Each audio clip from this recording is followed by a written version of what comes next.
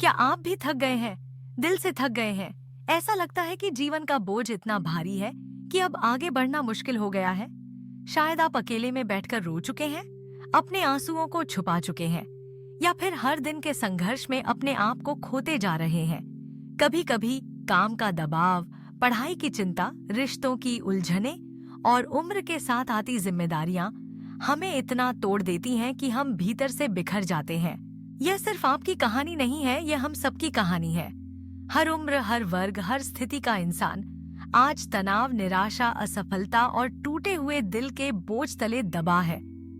सुबह की जल्दी, ट्रैफिक की भाग दौड़, ऑफिस की डेडलाइन, घर की चिंताएं, रिश्तों में खटास, समाज की अपेक्षाएं, इन सब ने मिलकर जैसे हमारी आत्मा को थका दिया है। कई बार हम दूसरों के सामने मुस्कुरा देते हैं, लेकिन भीतर से टूट चुके होते हैं। हम सोचते हैं, क्या कोई है जो सच में हमारी थकान समझ सके? क्या इस तनाव, इस बोझ का कोई हल है? इन्हीं सवालों के बीच बाइबल के पन्नों से एक आवाज आती है, एक आमंत्रण, एक आश्वासन। यीशु मसीह कहते हैं, आओ मेरे पास, तुम सब जो थके हुए हो और भारी बोझ से दबे हो, मैं तुम्हें विश्राम दूंगा। मत्ती 11:28-29। यह केवल एक धार्मिक वचन नहीं, बल्कि एक जीवन बदलने वाला न्योता है। यीशु हमें बुला रहे हैं, अपना बोझ मुझे दे दो, अपनी थकान मेरे हवाले कर दो, मैं तुम्हें असली सुकून, असली शांति दूंगा। सोचिए, कोई ऐसा है जो न केवल आपकी थकान, आपके दर्द, आपके संघर्ष को समझता है, बल्कि उसे अपने ऊपर लेने को तैयार है।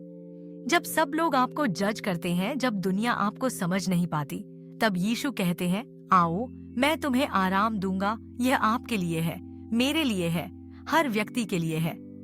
यीशु का प्रेम सीमित नहीं है, उनका दया हर थके हुए इंसान के लिए है। आइए एक सच्ची कहानी के जरिए इसे समझते हैं। एक व्यक्ति था जो हर रोज तनाव और गम में घिरा रहता था। उसके पास दौलत भी थी, समाज में इज्जत भी, लेकिन दिल में खालीपन था। एक दिन वह अकेले में बैठा रो पड़ा। उसने अपनी सारी थकान, दर्द और निराशा यीशु के सामने रख दी। उसने चुपचाप प्रार्थना की, प्रभु मैं थक गया हूँ, अब ये बोझ मैं नहीं उठा सकता। कुछ देर बाद जैसे उसकी आत्मा से आरा बोझ उतर गया, दिल में एक अजीब सी शांति, एक सुकून सा महसूस हुआ जो कभी किसी चीज में नहीं मिला था। यही है यीशु का वादा। अगर हम सच्चे दिल से अपनी थकान, अपना दर्द उनके हवाले कर दें, तो वे हमें ऐसी शांति देंगे जो दुनिया कभी नहीं दे सकती। यह बदलाव सिर्फ व्यक्तिगत नहीं होता, समाज में भी असर डालता है।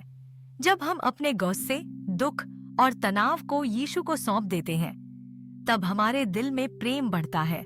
हम दूसरों को माफ करना सीखते हैं, जरूरतमंदों की मदद करने को तैयार होते हैं, परिवारों में आपसी समझ और मेलजोल बढ़ता है। सोचिए, अगर हर इंसान अपने दिल का बोझ यीशु को दे दे, तो हमारा समाज कितना सुंदर बन सकता है। यहाँ नफरत की जगह प्रेम होगा, अशांति की जगह शांति और निराशा की जगह उम्मीद। यीशु का यह संदेश किसी एक धर्म, जाति या भाषा के लिए नहीं है, यह हर इंसान के लिए है। चाहे आप किसी भी पृष्ठभूमि से हो, चाहे आपकी जिंदगी में कितनी भी मुश्किलें हों, यीशु का प्रेम आपके लिए भी है।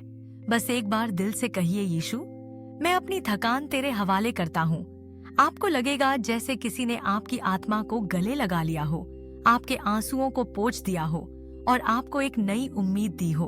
अब समय है एक कदम आगे बढ़ाने का। यह संदेश केवल सुनने तक सीमित न रहे, इसे अपनी जिंदगी में आजमाइए।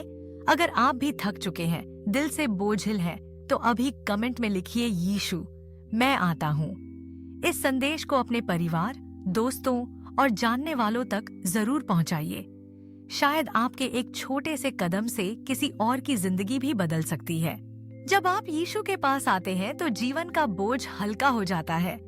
दिल में एक नई रोशनी, एक ताजगी और एक गहरा सुकून बस जाता है।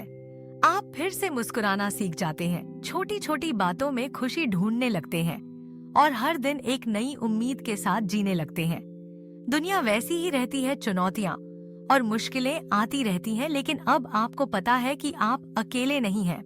तो दोस्तों, याद रखिए, जब भी जिंदगी का बोझ भारी लगे, जब भी दिल टूट जाए, जब भी आपको लगे कि अब और सहना मुश्किल है, बस एक बार यीशु को याद कर लीजिए। अपने दिल का बोझ, अपनी सारी थकान उनके कदमों में रख दीजिए।